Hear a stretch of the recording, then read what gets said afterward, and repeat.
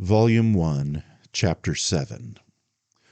The two amused themselves time and again with talking of the attitude of the British public as if the young lady had been in a position to appeal to it. But in fact, the British public remained for the present profoundly indifferent to Miss Isabel Archer, whose fortune had dropped her, as her cousin said, into the dullest house in England.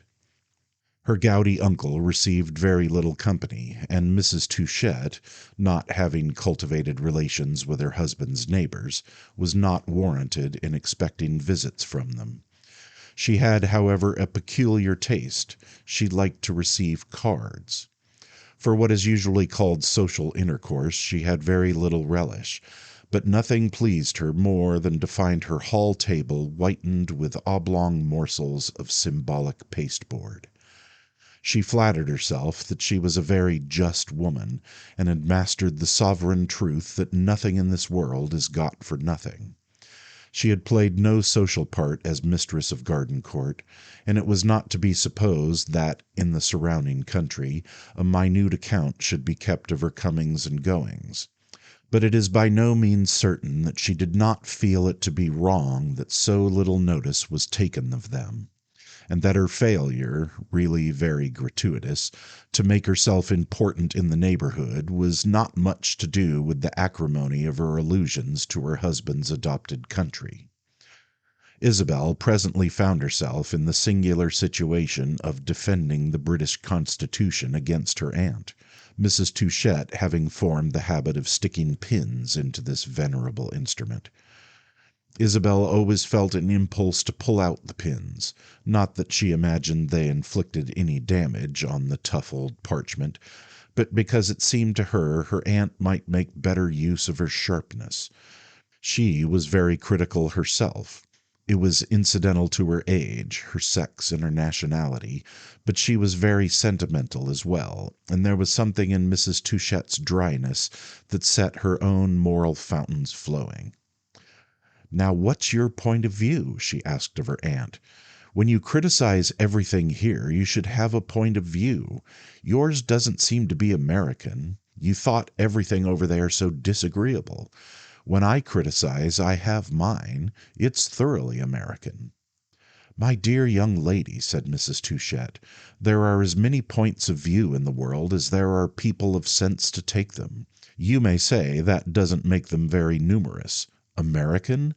Never in the world. That's shockingly narrow.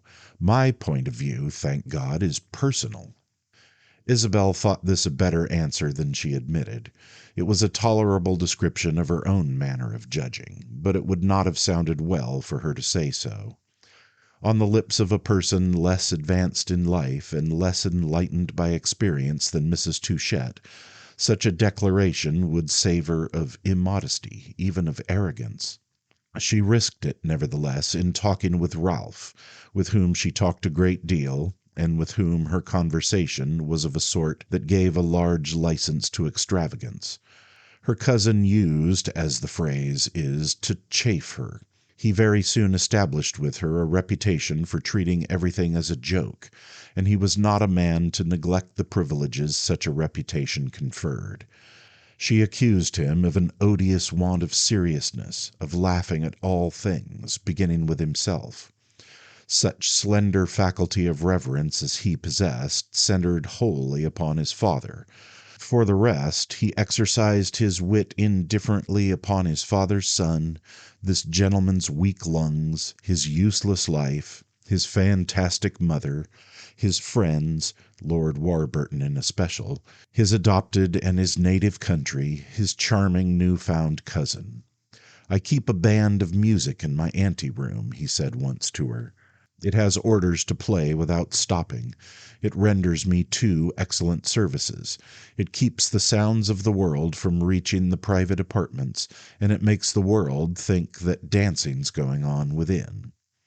It was dance music indeed that you usually heard when you came within earshot of Ralph's band. The liveliest waltzes seemed to float upon the air. Isabel often found herself irritated by this perpetual fiddling. She would have liked to pass through the anteroom, as her cousin called it, and enter the private apartments. It mattered little that he had assured her they were a very dismal place. She would have been glad to undertake to sweep them and set them in order. It was but half hospitality to let her remain outside, to punish him for which Isabel administered innumerable taps with the ferule of her straight young wit. It must be said that her wit was exercised to a large extent in self-defense, for her cousin amused himself with calling her Columbia and accusing her of patriotism so heated that it scorched. He drew a caricature of her in which she was represented as a very pretty young woman, dressed, on the lines of the prevailing fashion, in the folds of the national banner. Isabel's chief dread in life at this period of her development was that she should appear narrow-minded. What she feared next afterwards was that she should really be so. But she nevertheless made no scruple of abounding in her cousin's sense, and pretending to sigh for the charms of her native land. She would be as American as it pleased him to regard her, and if he chose to laugh at her she would give him plenty of occupation. She defended England against his mother, but when Ralph sang its praises on purpose, as she said, to work her up, she found herself able to differ from him on a variety of points. In fact, the quality of this small, ripe country seemed as sweet to her as the taste of an October pear, and her satisfaction was at the root of the good spirits which enabled her to take her cousin's chaff and return it in kind. If her good humor flagged at moments, it was not because she thought herself ill-used, but because she suddenly felt sorry for Ralph. It seemed to her he was talking as a blind, and had little heart in what he said. "I don't know what's the matter with you," she observed to him once, "but I suspect you're a great humbug." "That's your privilege," Ralph answered, who had not been used to being so crudely assessed. "I don't know what you care for. I don't think you care for anything. You don't really care for England when you praise it. You don't care for America even when you pretend to abuse it." "I care for nothing but you, dear cousin," said Ralph. "If I could believe even that, I should be very glad." "Ah, well, I should hope so," the young man exclaimed. Isabel might have believed it, and not have been far from the truth. He thought a great deal about her. She was constantly present to his mind. At a time when his thoughts had been a good deal of a burden to him, her sudden arrival, which promised nothing and was an open-handed gift of fate, had refreshed and quickened them, given them wings and something to fly for. Poor Ralph had been for many weeks steeped in melancholy. His outlook, habitually somber, lay under the shadow of a deeper cloud. He had grown anxious about his father, whose gout, hitherto confined to his legs, had begun to ascend into regions more vital. The old man had been gravely ill in the spring, and the doctors had whispered to Ralph that another attack would be less easy to deal with. Just now he appeared disburdened of pain, but Ralph could not rid himself of a suspicion that this was a subterfuge of the enemy, who was waiting to take him off his guard. If the maneuver should succeed, there would be little hope of any great resistance. Ralph had always taken for granted that his father would survive him, that his own name would be the first grimly called. The father and son had been close companions, and the idea of being left alone with the remnant of a tasteless life on his hands was not gratifying to the young man, who had always and tacitly counted upon his elder's help in making the best of a poor business. At the prospect of losing his great motive, Ralph lost indeed his one inspiration. If they might die at the same time, it would be all very well. But without the encouragement of his father's society, he should barely have patience to await his own turn. He had not the incentive of feeling that he was indispensable to his mother. It was a rule with his mother to have no regrets. He bethought himself, of course, that it had been a small kindness to his father to wish that, of the two, the active rather than the passive party should know the felt wound. He remembered that the old man had always treated his own forecast of an early end as a clever fallacy, which he should be delighted to discredit so far as he might be dying first. But of the two triumphs, that of refuting a sophistical son, and that of holding on a while longer to a state of being which, with all abatements, he enjoyed, Ralph deemed it no sin to hope the latter might be vouchsafed to Mr. Touchett. These were nice questions, but Isabel's arrival put a stop to his puzzling over them. It even suggested there might be a compensation for the intolerable ennui of surviving his genial sire.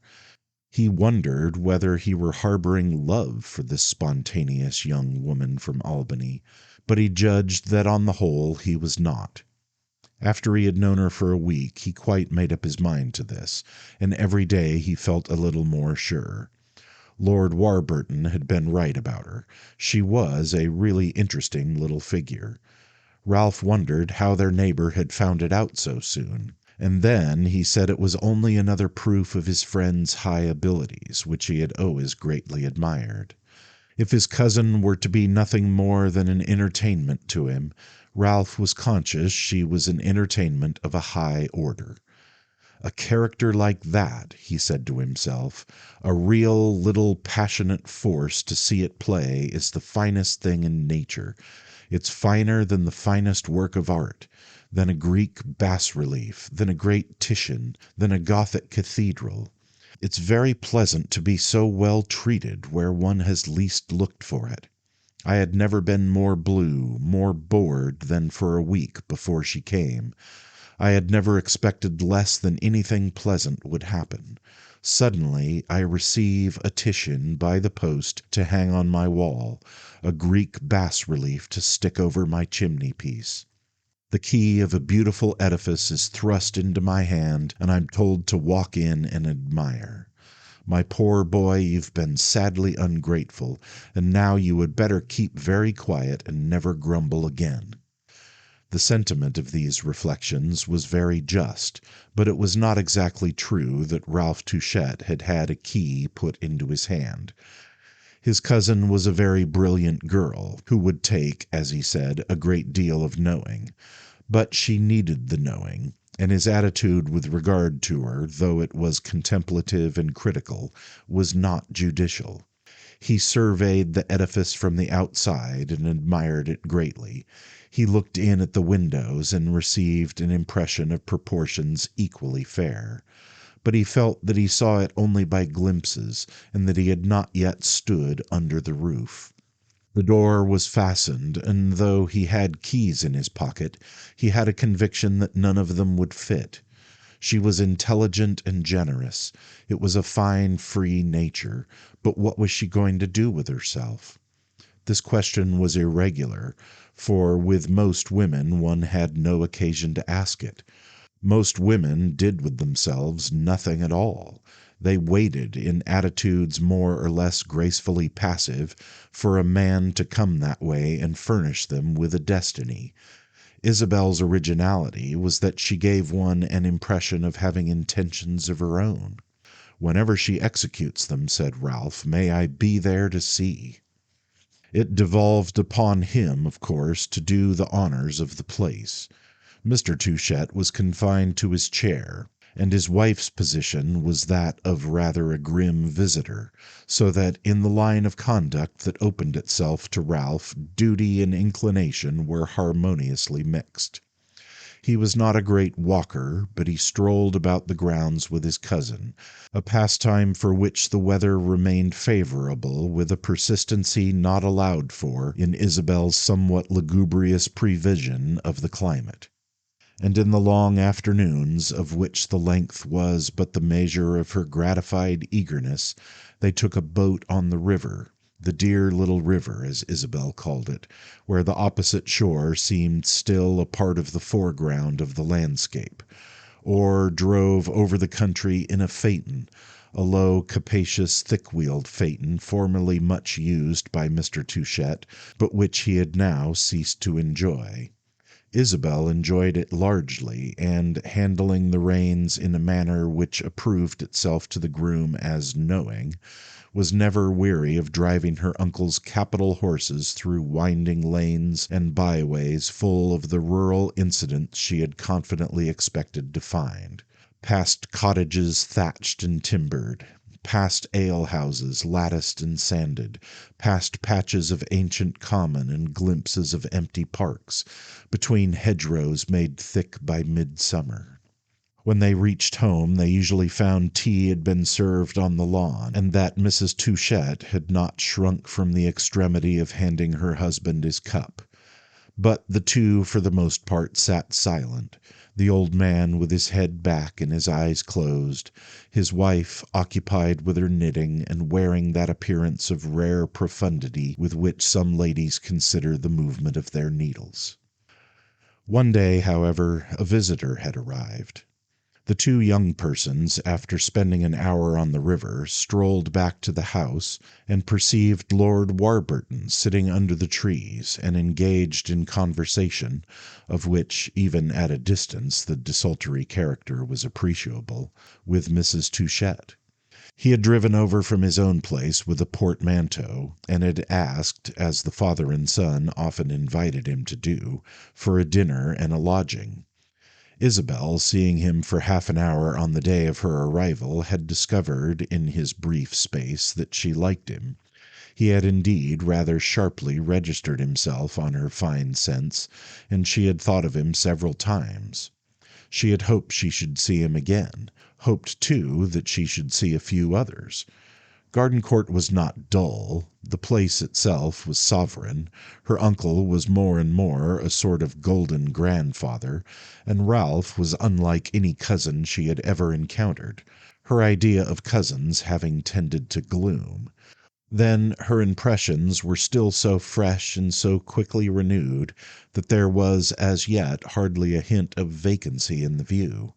But Isabel had need to remind herself that she was interested in human nature, and that her foremost hope in coming abroad had been that she should see a great many people.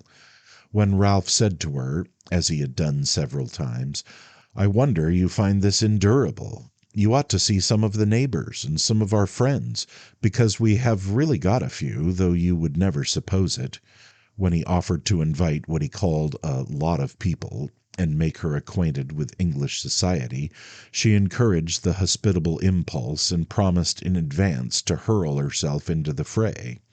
Little, however, for the present had come of his offers, and it may be confided to the reader that if the young man delayed to carry them out, it was because he found the labor of providing for his companion by no means so severe as to require extraneous help. Isabel had spoken to him very often about specimens.